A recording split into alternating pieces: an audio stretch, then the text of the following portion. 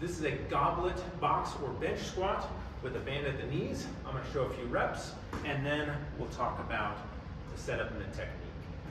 So the weight I can hold right here, supporting my palms, or I can hold it in this fashion, whatever is comfortable for you.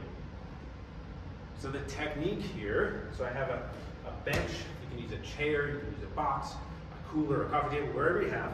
And I'll talk about the height in a second. We're gonna get a band kind of on the ankles or a bit above the ankles here.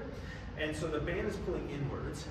We're gonna resist outwards, but only as far as we can without the ball of the foot and big toe coming off the ground. So feet roughly straight, press the ball of the foot and big toe into the ground, and then resist outward only as far as you can without that coming off the ground. So if the ball of the foot comes off the ground, or I curl my toes to kind of lift, that can make us less stable. So we're trying to get a stable foot position, and that often gets our knees in the right spot, and we'll keep the hips engaged as we drive up. From there, we're gonna hold the weight. But the torso position, I'm sitting tall here without overarching, and then no matter where you're holding the weight, I'm gonna lean forward a bit, press into the ground, and drive up. So come down, I'm gonna reach my hips back, come down slow, nice and soft, and then staying fairly upright, lean forward from the hips, and press up. So shown from the side, I come here, I would like to start sitting, I wanna start comfortable, and I'm gonna lean forward, and press up, and then send my hips back. If this was a chair, it's almost like I'm reaching for the back part of the seat, the corner of the chair, and then driving up. And throughout, I want to maintain tension into the band.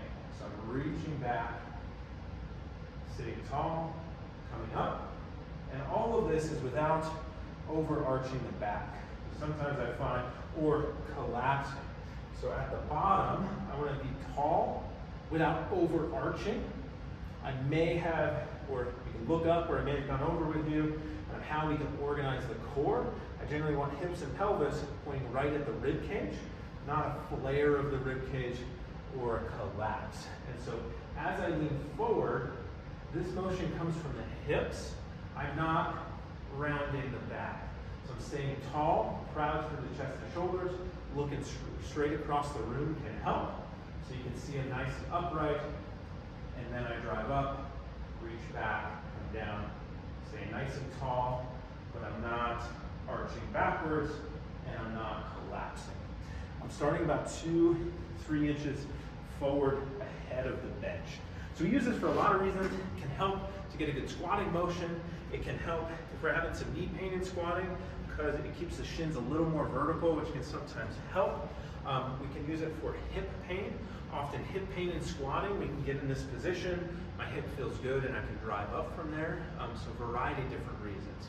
Height can make a difference. So this bench is a little on the lower side for like a weightlifting bench, but my hips and knees are about 90 degrees. Often we try to start there. But if there's a loss of control, if there's pain anywhere, we're gonna bump it a little higher. And so I just set up a box and a pad that's about 1.5 inches higher. And so now I'm starting with a little less hip flexion. It might be a little bit easier, but it also just gets my hips in a slightly different position. And so if you had pain going low, let's move it a bit higher. If you felt like you were losing control, meaning at the lower height you were kind of like plopping down, then we can go higher. I want that landing to be nice, slow, and smooth, and then I drive up a little bit faster. Sometimes we worry about the knees wobbling in. The band usually takes care of that, but as you do a number of reps, we don't want to let the knees come in. We want to maintain that position into the band the whole time.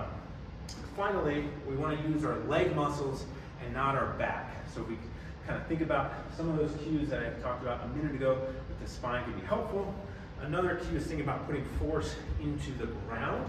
So if I'm here and I press strong into the ground with my feet, then that can help to give me a pop of power coming up.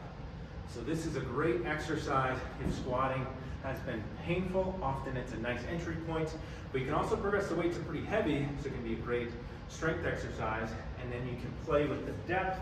Let's say I'm progressing, don't feel like I want to go up in weight, but I want to go a little lower in squat. Now this is pretty low for me, 12 inches, and I can do the same thing, but now I got to work to get down there without collapsing. Final thing, I do find it's important to come fully off tension. So I'm sitting here, I'm not trying to hold this squat position. Often that's where I find mistakes can go wrong, or things can go wrong in a squat, is when we're kind of squatting. I'm not sure where I should be, I'm trying to hold this position. And so we're just gonna come down into a comfortable seated position and driving up every time. And that can help to maintain some good technique and get some good muscle work and feel like we're in the right positions. So that's a box or a bench squat, or you can do this on a chair. Band at the ankles can help. If you don't like that, ditch it, just do it without the band. You can also do it without a weight, but it can be a great way to start to pattern the squat motion in maybe a different way than you have in the past.